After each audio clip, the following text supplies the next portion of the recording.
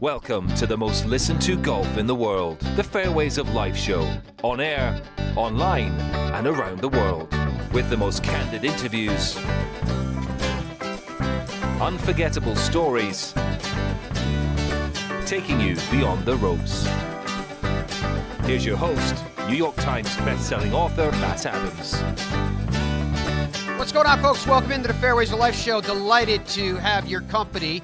It is a historic week, if only because we're playing at a historic venue on the PGA Tour side, the Genesis Invitational at Riviera. The amount of history on this property is stout.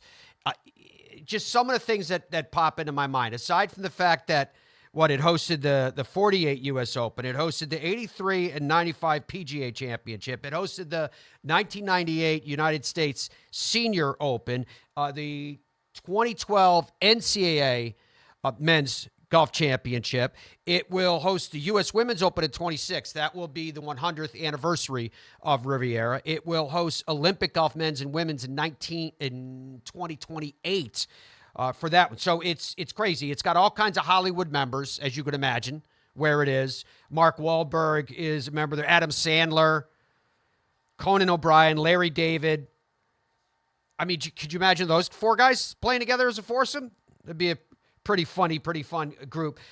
Also, we got some traction. You heard us talking about the ratings for the Super Bowl, which officially came out at 123.5 million people. And that was across all platforms. CBS was broadcasting the event, and their ratings just on the network platform are being reported at 120 million, making it the all-time highest rated program in the USA. So it caused me to think and wonder, what is the all-time highest rated golf tournament or golf program, however you want to define that? It happened to be a golf tournament, that's why I'm saying that. Anybody? Bueller? The all-time golf TV ratings leader, and they say estimated to be, because maybe they weren't able to be as precise, 27 years ago? The 1997 Masters was estimated to have an audience of 44 million. Of course, the 1997 Masters was won by Tiger Woods. Last year, the best ratings was also the Masters, 2023. And that was Jon Rahm winning the Masters, and they said the average rating for that one was 12 million. But it peaked at 7 p.m., between 7 and 7:15, 7:30, at 15 million. So they're saying it's just interesting to kind of get these numbers and where golf stands against the NFL, where the NFL, obviously in the USA, is the undisputed leader at 123.4 million people across, as they say, all those platforms. All right, so yesterday, Tiger was talking about his apparel brand, and it's called Sunday Red. You can take a look at the logo there, Sunday Red, and it has 15 stripes. I'm sure you can guess why it has 15 stripes. They do say if he wins another major, they'll put another stripe on there. Dom told the story before we went on the air. He said he asked his wife, what do you think about the logo? What did she have to say about it, Dom? What did she say about Tiger's new logo? She said, is that an animal skeleton? So Tiger's new logo. And then he introduced the clothing. This is from Golf WRX. And the reaction from people, at least online when this came out, was not overwhelming. There was kind of a meh to it. I'm not sure what people were expecting from it. There are some things that I'm seeing, not that I'm any fashionista, but there's some things that I'm seeing that are I like the looks of that one. I like the collar on that one. There's the little logo, the tiger skeleton. I don't know, that shirt's kind of cool. You know, you've got to have the mock turtleneck in there for Tiger. I think they've got the ankles right on the the trousers. For years, I thought they had Tiger playing in pants that almost looked like they were bell-bottoms. There's the mock turtleneck. That one looks pretty good. That's like a shirt coming out of a top of a sweater. You know, the obligatory hoodie now, which we all wear. Jacket, which I kind of like because it doesn't have that huge collar. One of the things fashion-wise that's annoying to me is the collars. They still make all these collars, you know, the quarter zip collars that are made for that one's not so bad, that are made for zipping up to your chin. Who zips them up to your chin? So you don't, and it sticks out like the bow of a ship. Right? So anyway, see what you guys think about all of this. I'm sure you can find a lot of it online with Tiger's new Sunday Red line that has recently been announced to the world. What do you think? This week, Tiger, of course, hosting at the Genesis. New caddy for Tiger this week. Lance Bennett will be carrying the bag. Lance is probably best known for hauling the bag for Matt Kuchar during the height of his run. Got a great show, I think, lined up for you today. I am super, super excited about our next guest. He is a member of the World Golf Hall of Fame. Lanny Wadkins won 21 times on the PGA Tour. He won the 1977 PGA Championship. He won the 1979 Players Championship. He was the 1970 United States Amateur Champion. Lanny Wadkins was a member of the United States Ryder Cup team 8 times. He still has one of the best records on either side overall. He was the 1995 United States Ryder Cup captain. He played on the PGA Tour, get this, guys, 692 PGA Tour events. And in that time, he had 21 runner-up finishes go along with those 21 wins. Think about that for a second. And here's an interesting fact to tell you just how great a player Lanny Wadkins was during the height of his prowess. From 1972 to 1992, right? He finished in the top 10 131 times in 533 starts. If you're doing the math at home, that is 25%. A top 10 at least every fourth start for 2 decades. And this was during a time period. Think about the time I just defined for you from 1972. It's a time that I like to refer to as when giants roamed. Lanny Wadkins now is a voice that you're familiar with his work broadcasting the game of golf, and his opinions are still important to the world of golf as well, and certainly here on the Fairways of Life show. Always a pleasure to welcome Lanny Wadkins into the show. Lanny, what is going on, my man? How you doing? Not much. I'm worried about the way I look, Matt. After you're criticizing all the clothes, it's a little early, so I didn't exactly dress to the nines this morning. I was saying that, and I saw you in the preview, and I saw your eyebrows raised like, oh, no, I've got one of those sweaters on. Do I look like a ship going sideways or something? I don't know. It all looks good. It all looks good. This week, the Genesis at Riviera, just before you hooked up with us, Lanny, I was kind of going through some of the history of Riviera, and it's so stout, not only with the big events. You won there multiple times. What is it about the golf course that seemingly every generation of professional golfers go, yeah, it's a gem and I love playing it? Yeah, I think it's one of the absolute best courses, if not the best, that we play on the PGA Tour year in, year out. It's just a supreme test of everything you do in golf. For starters, the greens are very, very small. You're putting on Poana, so it's a little on the tricky side. I cannot get over how well that course sets up from the tee. You stand on the tee, it tells you what to do, where to hit it. And if you can work your driver and create shots and put it in the fairway in the proper place to attack these greens, you can shoot some numbers. It will yield low scores, but if you don't, it will eat your lunch. It's just a true test of golf. Plus, it's just a beautiful place to play. Ben Hogan at number 10 used to hit a 4-iron and leave himself about 125 yards and go for the pin from there. What was your philosophy on 10? Well, we didn't hit it as far as they do today. I mean, they're driving the green with 3-woods drivers easy, a lot of 3-woods going at that green. We didn't hit it that far. For me, it was a perfect 4-wood at the left edge of the bunker that goes through the fairway over the cross bunkers in the fairway. So I had about a 40-yard area to hit that 4-wood in. If I hit it in the right place, pretty much did with 4-wood, I would have somewhere around 75 to 85 yards to the hole, and it was a perfect 56-degree sand wedge for me to get close.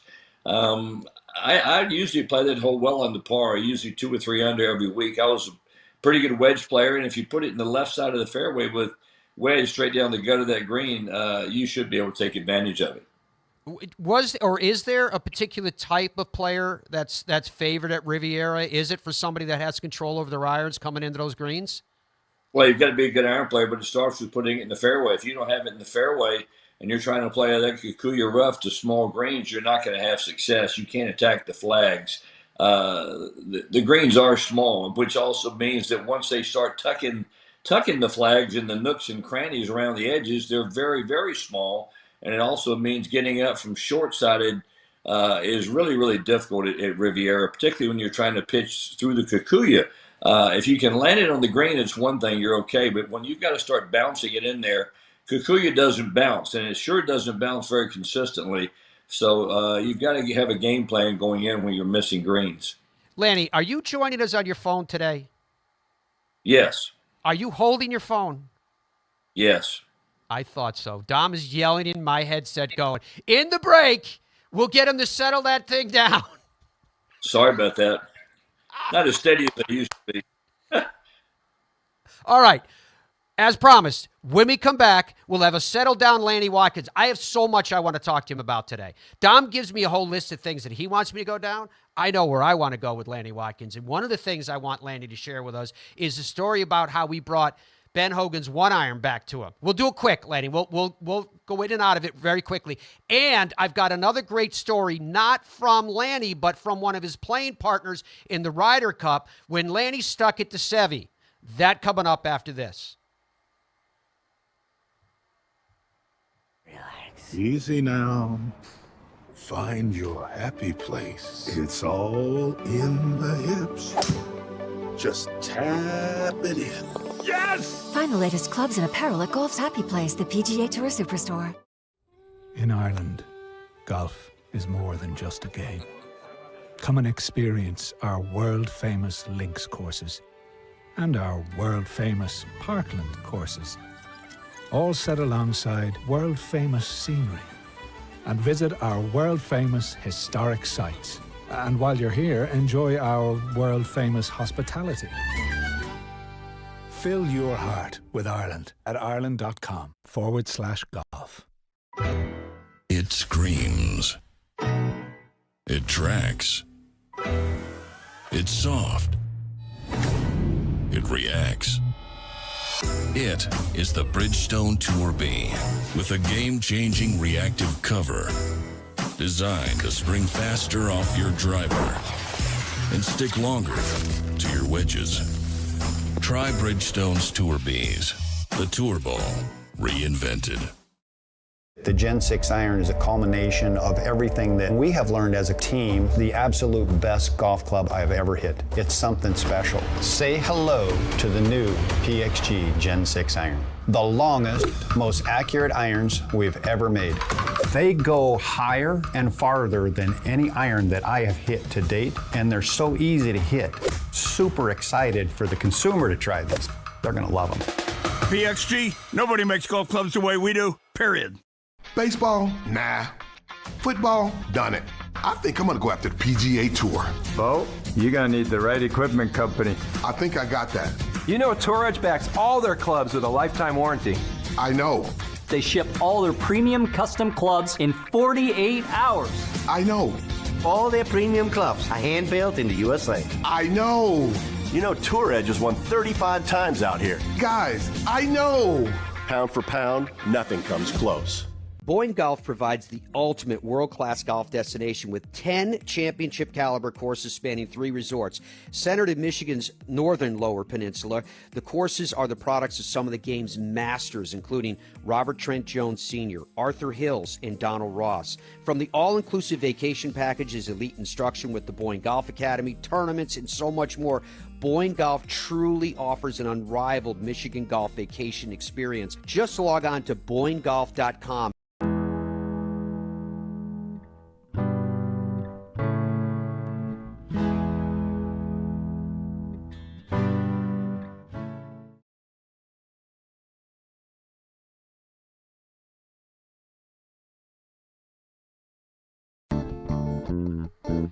Welcome back to the Fairways of Life show, folks. Pleasure to have your company. It was at the 1950 U.S. Open at Marriott, of course. Ben Hogan coming back from a near-fatal car accident. And Ben Hogan used a 1-iron on his 36th hole a day coming into 18. He had to because his legs at that point, from the severity of his injuries, were basically dead.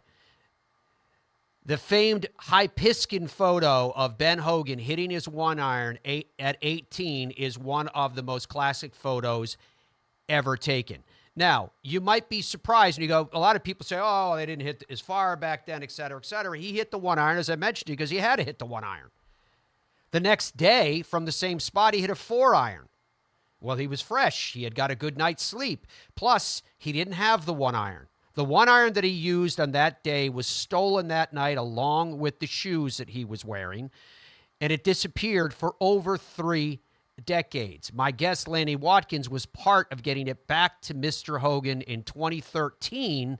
I had the honor of taking that 1-iron back to the actual spot where Ben Hogan hit it, and it was the first time the club had actually been there in over 60 years. So the question is for Mr. Lanny Wadkins, World Golf Hall of Fame member, what was your involvement and how were you involved? Is it a thing of myth that you played a part in getting that 1-iron back to Mr. Hogan? No, it's not. I was on the Hogan staff at the time playing Hogan equipment. I had played a lot of golf with Ben. We had started playing, money games, and we got along really, really well. We kind of hit it off on a good plane. So we played a lot at Shady Oaks in Fort Worth, had a set game, played all the time. Anyway, a friend of mine, former basketball player and coach at Wake Forest, found the 1-iron according to what I heard anyway, in a barrel in a pawn shop in Raleigh. He called me. He thought it was Ben's 1-iron, and he kind of a club nut, a guy named Jackie Murdoch, former player and coach at Wake. Anyway, I said, well, Jackie, send it to me, and if it is, I will take it over and give it to Ben. As soon as I received it, I knew it was his because it still had his grip on it, which was the grip that he used. I had seen his grips on his clubs. They were very, very distinctive. He had a cord put under the grip at a certain angle so that his grip would fit right where he wanted it to every time. It had that grip on it. I knew the set. The rest of the set was in the lobby of the Hogan Company. So I knew that club matched it. I took it over to him, walked in his office, said, Ben, I think I've got something of yours. He picked it up and said, well, I haven't seen this in a long, long time. And he had got a big old grin on his face, and he really appreciated it. And, anyway, that's kind of how it happened. Yeah, and that 1-iron now is in the USGA Museum. It's probably one of the most famous artifacts in the history of the game. It's amazing, Lanny, when you think about, when one takes, from my perspective, historically takes a look and perspective of your career, everything you did, and I called it a time when giants roam in the game, because everything you did in particular were surrounding huge, huge names like yourself. For example, the first PGA Tour win you had, you win by a stroke over Arnold Palmer, the man whose name was on the scholarship you went to school with, right? He was not very happy about that either. He was not very happy about that because I was still supposed to be in school. That would have been my senior year at Wake Forest. So not only did I leave school a year early on in scholarship, I cost him a win. He was not happy. Now, you just said that you and Ben Hogan got along great, that Ben Hogan really liked you. Did you have the famed money games against the likes of Raymond Floyd, who a couple of times got you in major championships, or the Lee Trevinos or the Sam Sneads or all these other guys that were still playing then? Yeah, I had money games with Hogan. I had our set game. Then once I got on tour, starting about '73, we had a real hard set game. It was me and Bert Yancey playing Weiskopf and Palmer, and we played them on a very regular basis. If we were all at tournaments, we'd play Monday, Tuesday, Wednesday in money games. Never played much with Trevino. Later on down the road, Raymond and I started playing Hale Irwin and Jack Nicklaus in majors. We played them for about 3 or 4 years. Had a great run, a lot of fun. Then Watson and I kind of took on everybody for a while. We went 5 years before we ever lost.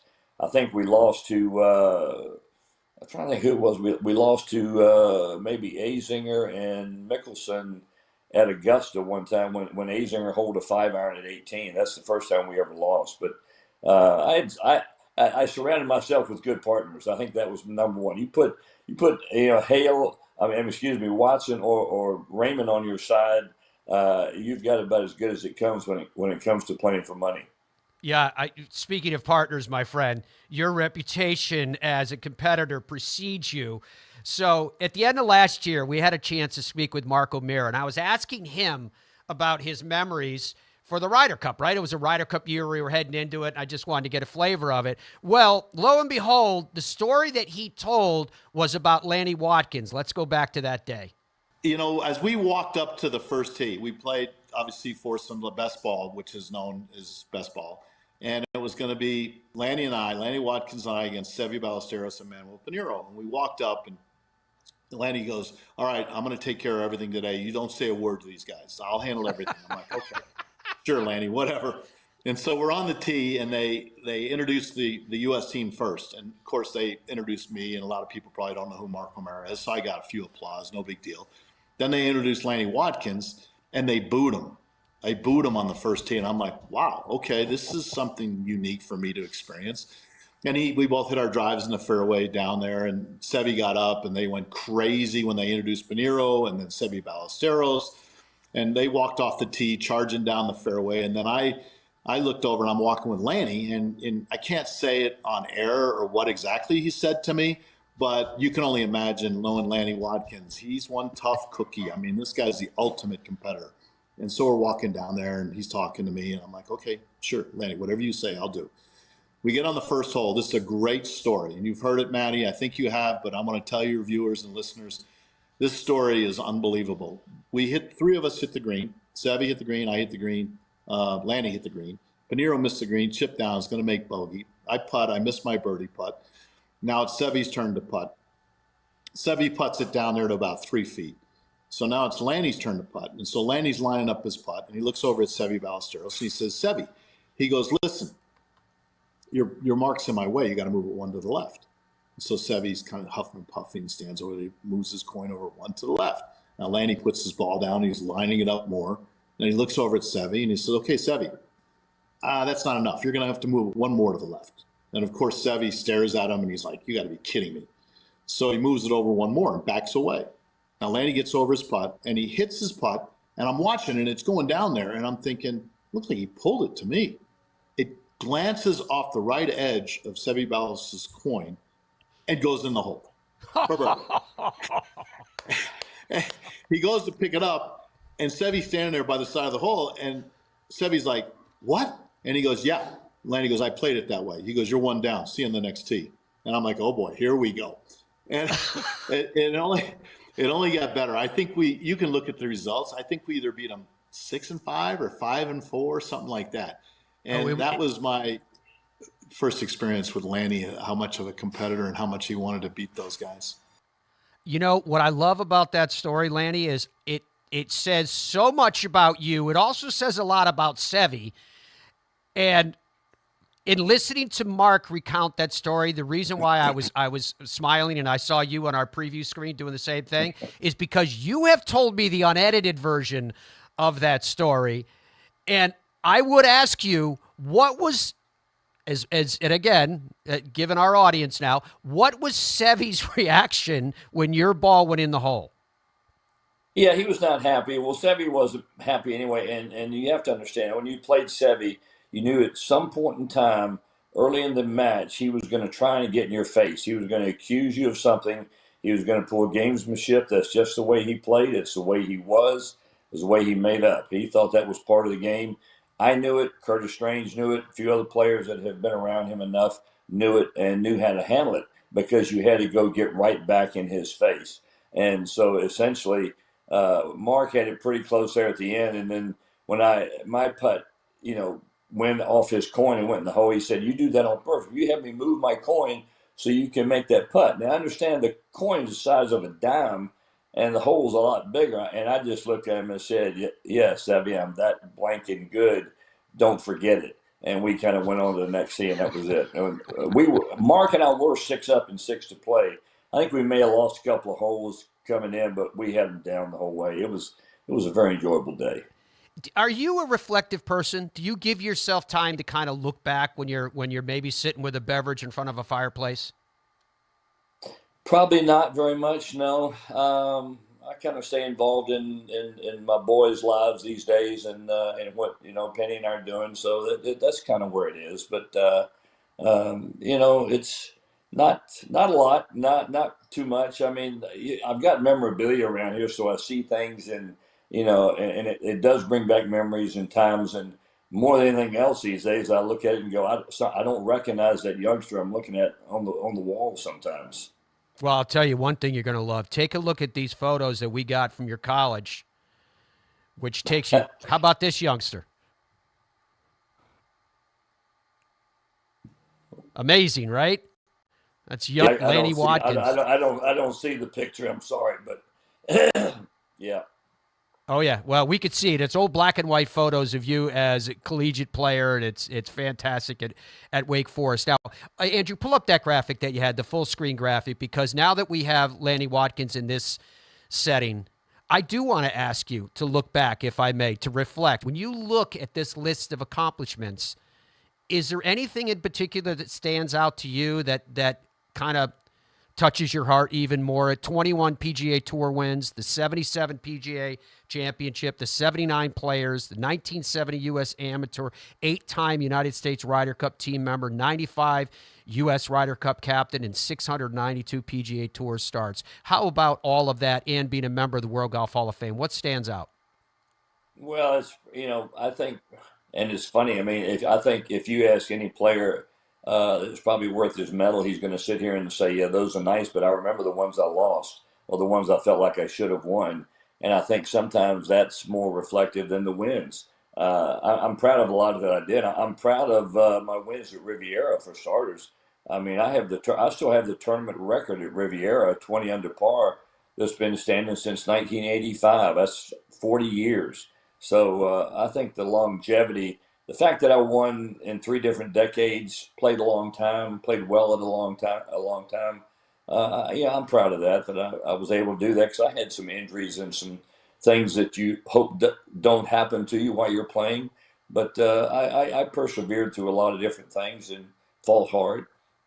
When you won your PGA Championship in 1977, you finished in front of Gene Littler. And again, there's so much about your life story, your competitive story, that is surrounded by legend and, one would think, myth. And I'm curious if this one too had reality to it. Did you believe that you were done and go in the clubhouse and have a couple of beers and relax a little bit and then find out you had to play? Yeah, we didn't know what was going on. We had no idea it was going to be a sudden death playoff at Pebble that day. I was hanging around the scoring tent waiting. Actually, I stood on 18 and watched Jack Nicklaus stand over a 15-footer to tie me, and all I'm thinking is, I really don't need Jack to make this. We've got an 18-hole playoff tomorrow morning, going against Jack Nicklaus on a course he's already won 2 majors on. That's probably not going to turn out too well for old Lanny boy. So I was kind of pulling for Jack to miss that putt. He did. Littler apparently got it up and down at 17, then par 18, and I assumed we were done till the next day. And talking to my buddy Ed Snead, he had me a beer, and I was about halfway through it, and they said, "You're on the first tee." And tell you how unready they were for it. They'd already taken all the gallery ropes down. This was a madhouse for 3 holes of sudden death golf. It was totally out of control. There were thousands of people everywhere. They had no gallery ropes, didn't have enough marshals. So we'd hit our shots and essentially get run over.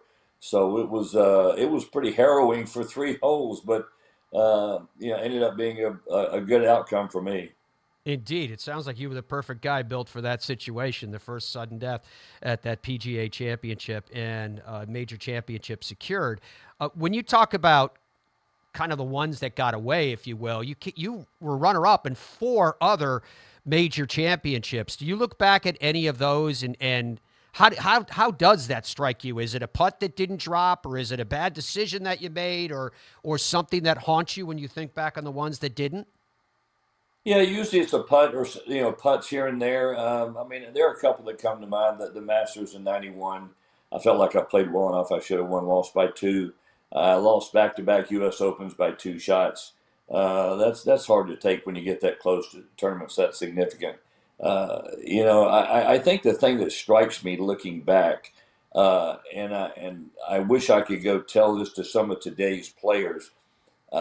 You have to go ahead and put a whole lot of importance on the majors. I think that's one thing that Tiger and Jack Nicklaus did better than the rest of us. They kind of sensed that at some point in time you were going to run out of majors. You were going to now all of a sudden not be exempt for a Masters, not a U.S. Open, whatever. You're not going to be in all these tournaments and have all the opportunities. You finish second one year, you think, oh, I got another year. All of a sudden the other years are gone, and that's what it sneaks up on you. Time goes faster than you think, and I think that's probably the thing that got me a little bit was, I wish I'd put a little bit more emphasis on being ready for some of those. One more segment with Lanny Wadkins right after we come back. The Fairways of Life show is presented by the PGA Tour Superstore, the #1 golf retailer from coast to coast. Shop with the pros at your happy place. Easy now. Find your happy place. It's all in the hips. Just tap it in. Yes! Find the latest clubs and apparel at Golf's happy place, the PGA Tour Superstore. In Ireland, golf is more than just a game. Come and experience our world-famous links courses and our world-famous parkland courses, all set alongside world-famous scenery. And visit our world-famous historic sites. And while you're here, enjoy our world-famous hospitality. Fill your heart with Ireland at ireland.com/golf. It screams. It tracks. It's soft. It reacts. It is the Bridgestone Tour B with a game-changing reactive cover designed to spring faster off your driver and stick longer to your wedges. Try Bridgestone's Tour Bs, the Tour Ball reinvented. The Gen 6 iron is a culmination of everything that we have learned as a team, the absolute best golf club I've ever hit. It's something special. Say hello to the new PXG Gen 6 iron. The longest, most accurate irons we've ever made. They go higher and farther than any iron that I have hit to date, and they're so easy to hit. Super excited for the consumer to try this. They're gonna love them. PXG, nobody makes golf clubs the way we do, period. Baseball? Nah. Football? Done it. I think I'm gonna go after the PGA Tour. Bo, you're gonna need the right equipment company. I think I got that. You know Tour Edge backs all their clubs with a lifetime warranty. I know. They ship all their premium custom clubs in 48 hours. I know. All their premium clubs are hand-built in the USA. I know. You know Tour Edge has won 35 times out here. Guys, I know. Pound for pound, nothing comes close. Boyne Golf provides the ultimate world-class golf destination with 10 championship-caliber courses spanning 3 resorts. Centered in Michigan's northern Lower Peninsula, the courses are the products of some of the game's masters, including Robert Trent Jones Sr., Arthur Hills, and Donald Ross. From the all-inclusive vacation packages, elite instruction with the Boyne Golf Academy, tournaments, and so much more, Boyne Golf truly offers an unrivaled Michigan golf vacation experience. Just log on to BoyneGolf.com. Zero Friction introduces the Wheel Pro Pushcart Golf Bag with its revolutionary 3-in-1 design, supportive legs that spring into action, a comfort grip handle with 3 locking positions, accessories for the modern golfer enhanced by 7 pockets for more storage, and removable all-terrain wheels which slide right into place. The new Zero Friction Wheel Pro Golf Bag checks every box for every golfer. Push, carry, or cart, the decision is yours thanks to Zero Friction. Head to zerofriction.com today.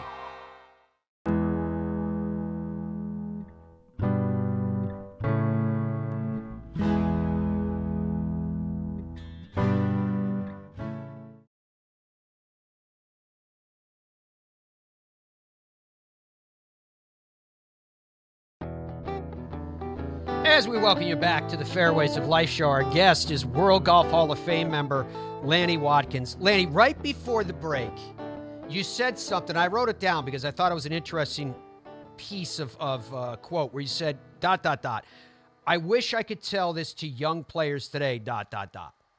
And you were talking about their preparation, being ready for the big events and being ready for major championships.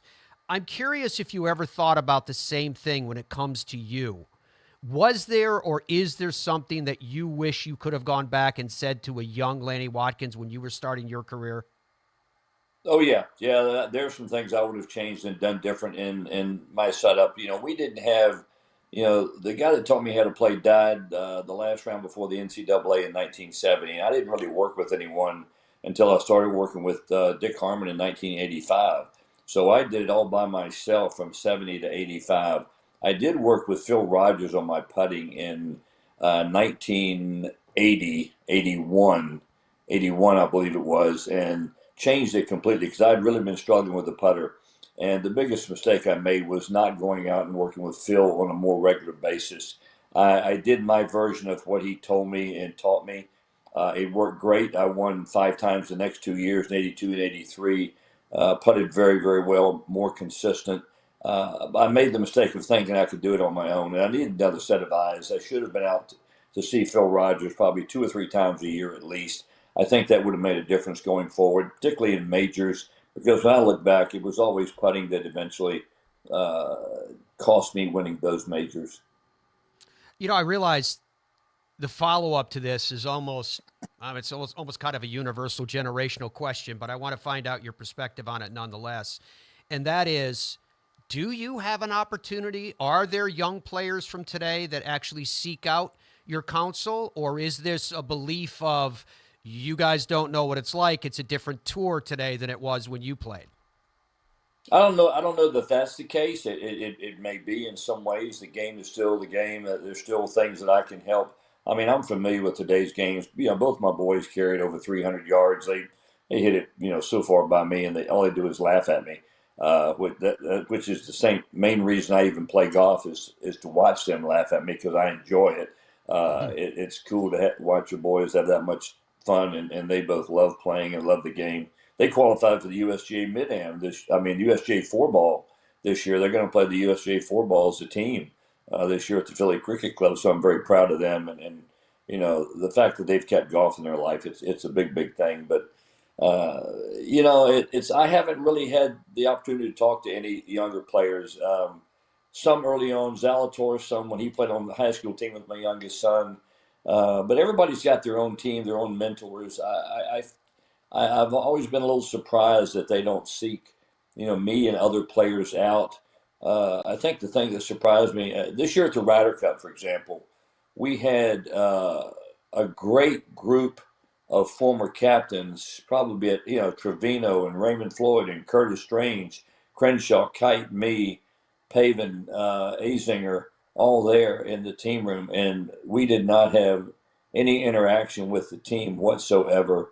We were not even allowed in the locker room. We weren't allowed in the team room at the hotel. Not one player. They walked in a hall right next to our room where we were sitting watching the Ryder Cup a lot at the course.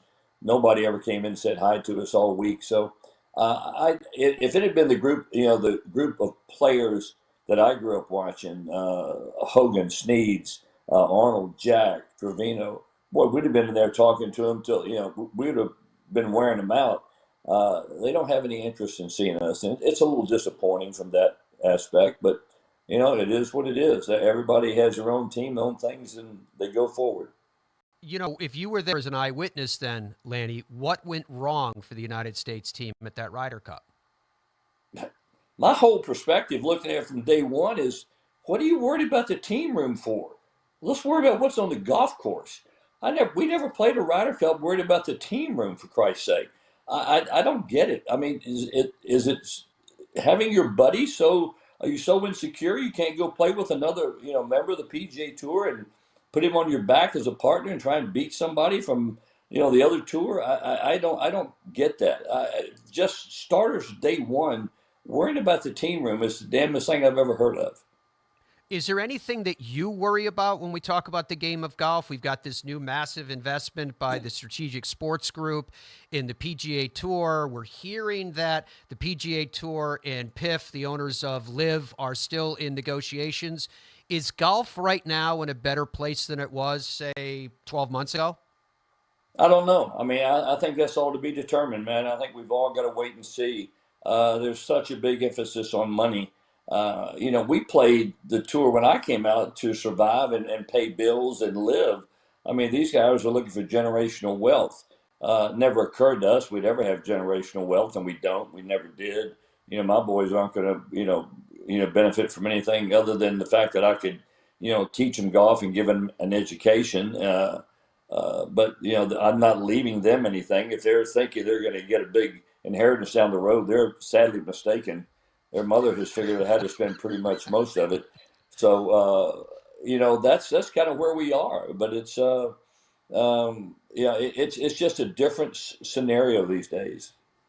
Well, these days, this week, of course, Tiger Woods back in action at Riviera. We started our whole conversation today talking about this magical venue that you won at multiple times. How important is it, do you think, to the game of golf that a legend of the status of Tiger Woods is still around? And what are your thoughts there?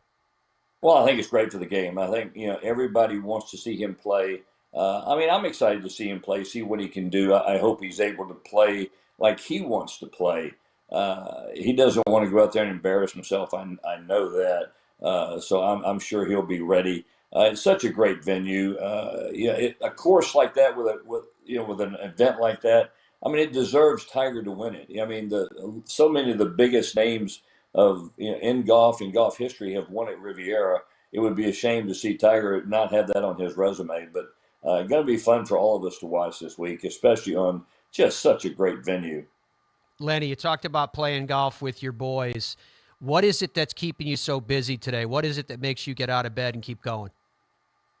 Well, I'm doing my work at golf. I'm only doing 12 events this year. I'm cutting back. I'm only doing 12 telecasts. I've got a lot of design work. I've got 2 projects going for Invited, doing a couple of big projects for them, some renovation stuff. I've got a great design partner in Kurt Bowman who spent a long time working with Jack Nicklaus. And, we're staying busy, and we like it. It's enough to keep me in the game, keep me occupied. I enjoy that aspect of it. I've done different things since my playing days, from broadcasting to design work, and it's kept me near the game and in the game, and keeps me busy. I don't think I'd be very good sitting home. If you think about it, I've been on the road 25, 30 weeks a year since I've been, 21 years old, and it'd be hard to shut that down. And how are you feeling before we say goodbye this morning? How's your neck? How you doing? Yeah, I'm feeling fine. Feeling pretty good. I think as anybody my age, I'd like to have more energy, but I feel good. I mean, I've had my share of surgeries. I've had 6 back surgeries. I'm triple fused in my low back, so I can commiserate with Tiger, know what it's like. I'm going to go to Naples, Florida this weekend and play golf with some buddies of mine for about 5-6 days and get away. I do have an Augusta trip planned the 1st of March with we have a group of 4 of us have been going for 20 years. One of the guys obviously is a member, so we go and play and have a blast. And I still get to do some pretty special things. I got a great buddy of mine, Pat Cowell, who hosts me every year out at Cypress Point when we do the tournament out there. So I get to do that. So it's not like I get to play some pretty decent spots during the year. Lanny, it's awesome, dude. I love that you still love the game as much as you do. The passion still burns very, very brightly indeed. Thank you so much for your time. I know we just barely touched the tip of the iceberg of Lanny Wadkins stories, and we will get into them at another time. But I appreciate your company today. You bet, Matt. Congrats on the show, and keep it going, man. Thank you so much, folks. When we come back, let's go down the road. Let's further this theme of the game of golf and using it as a platform where one can give back. I guess hello world, huh? And with one subtle hello, Tiger began an amazing and unthinkable career.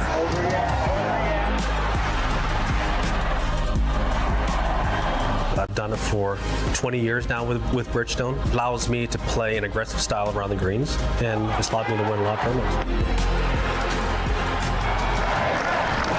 Bridgestone Golf, proud to be part of your journey.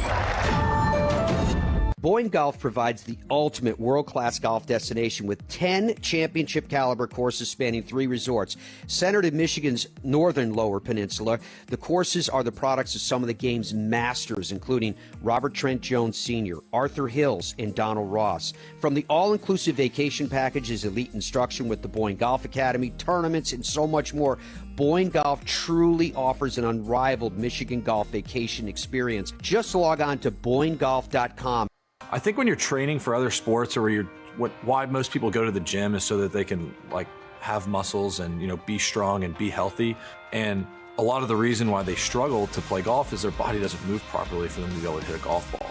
And when you're training for golf, it's a little bit different because you're focused more on flexibility and mobility and being strong in motion. When you're able to kind of have a warm up and have a workout routine and kind of gradually build up to where you're training your body to move properly, yeah, you're going to get a lot of big dividends on the golf course. Easy now. Find your happy place. It's all in the hips. Just tap it in. Yes! Find the latest clubs and apparel at Golf's Happy Place, the PGA Tour Superstore. What if we started a company and the company was under no time constraints, no financial constraints? The one constraint is their clubs had to be exceptional performers and much better than any other alternative. I was told time and again it'll never work. It worked like a house of fire. And I'll tell you what, I think our customers love it. BXG, nobody makes golf clubs the way we do, period.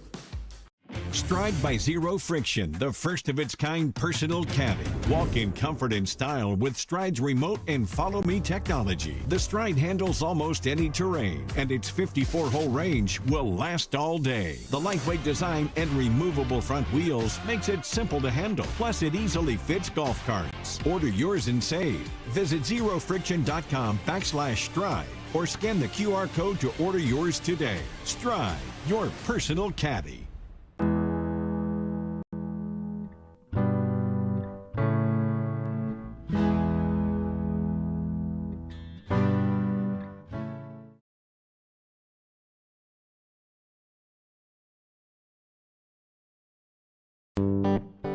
Welcome back to the Fairways of Life show on this Tuesday. A special hello to those of you watching us on the West Coast. It's not even 6 a.m. there as yet. Dark. That is where Cindy Court, who is the CEO of the TGR Foundation, and Mike Antolini, the Senior Vice President of TGR Live, are joining us live on this Tuesday. To both of you, we say welcome. Thank you very much for taking the time to join us, as, again, I know it's very, very early. So in the interest of time here, Cindy, I want to ask you the question to talk to us about the foundation. What are the objectives? Why was it started? How is it going? And then, Mike, you just jump right in. If you and I bumped into each other and I said, what's TGR Live? What would the answer be? Cindy, fire away, please. Great. At TGR Foundation, Matt, our mission is to empower young people to pursue their passions through education. And how that comes to life, when what Tiger's vision was, is that we would create a safe space, which is our learning lab. And it's inspiring, where young people can explore new ideas and concepts and careers. They can go there to learn new skills and develop hands-on experience, and ultimately create a plan for their future that allows them to successfully pursue their passions. We provide free year-round programming at the TGR Learning Lab. During the day with their schools, and their teachers come with them, and we provide teacher education after school during the summer, where a lot of students experience summer learning loss. So we're seeing great results and helping some of the data that is devastating to watch that's coming out of some of our schools, Matt. And Mike, jump right in there if you would and talk to us about TGR Live. Yeah, first off, it's tough to sleep when there's so much excitement in the air this week at the Riviera Country Club and the Genesis Invitational. The TGR Live, we use golf events to really fuel and drive that mission that Cindy just mentioned. Events like the Genesis Invitational this week, of course, hosted by Tiger, the Hero World Challenge, which was a few months ago back at Albany in the Bahamas, and other events throughout the year that really aren't just a celebration of golf inside the ropes. Obviously, we're going to crown a champion this Sunday. That player's life's going to change. But we're also making so much impact outside the ropes, as Cindy mentioned, through a benefiting charity at TGR Foundation. And Mike, you, of course, are one of those inside the ropes, if you please, when it comes to Tiger Woods and his world. How is Tiger looking to you right now? There's always that pre-tournament speculation. I know he's going to talk tomorrow to the world, but it's always that talk of where is he? Is this more of a ceremonial appearance, which I know he would hate for that label to be applied to it? What have you seen of him in terms of how he's doing physically and how he's playing? Yeah, I'm not the label guy, and you're the speculator, so I'll let you continue doing that on this fine show of yours. We're so excited. There's 23 of the top 25 players in the world. You go down the list of the field here at Riviera, but so many eyes are on the World 893 Tiger Woods and our tournament host, and that's not going to change. So much has changed in this sport of ours and continues to evolve.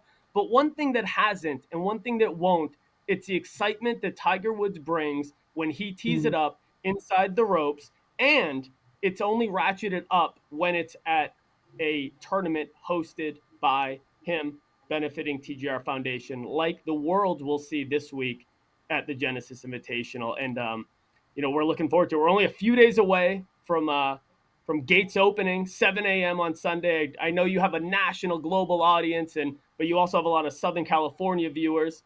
I would remind everyone that last year we had to stop ticket sales on Saturday and Sunday. We still do have some tickets available. Go to genesisinvitational.com. The sun is going to be shining. Riviera is just perfect, and it's going to be a great week. Very much looking forward to that. Cindy, if I could jump back to you for a second, too.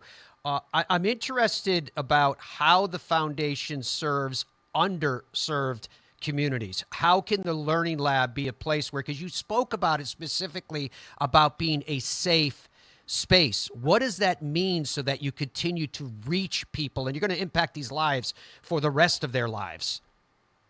Yeah, well, we're very excited that next year we're opening up the doors in West Philly. So we're on the move and we're growing. And then the year after that, we'll be opening in LA at a campus called Lulu's Place.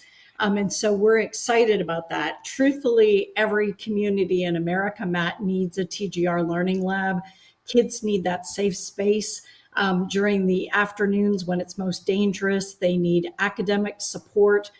We provide 3 program areas with STEAM enrichment, and we're very focused on science, technology, engineering, the arts, and math, in health and well-being, and in career and college readiness. So getting those 3 things ready and being able to go into more neighborhoods that need us most throughout the country is going to help us empower more young people to pursue their passions. Mike, this week, Chase Johnson was given the Charlie Sifford exemption into the tournament.